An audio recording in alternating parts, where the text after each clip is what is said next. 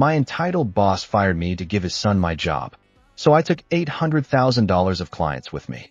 For 3 years, I built our tech consulting branch from scratch.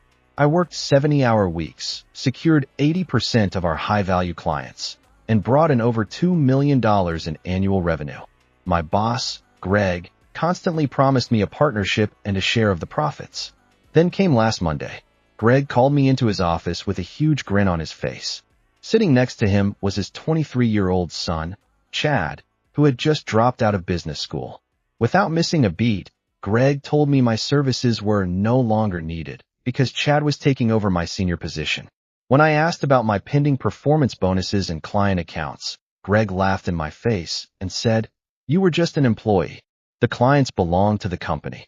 He gave me 15 minutes to pack up and escorted me out like a criminal. But Greg forgot 2 massive details. First, I had personally signed every major client through my own LLC before subcontracting to Greg's company, meaning the non-compete clause he tried to enforce was legally useless. Second, the clients didn't care about Greg's company. They only trusted me. That night, I called my top 5 accounts, representing over $800,000 in recurring annual revenue. I politely informed them that I had launched my own independent agency and was no longer affiliated with Greg. Within 48 hours, every single one of them canceled their contracts with Greg's firm and signed with me instead.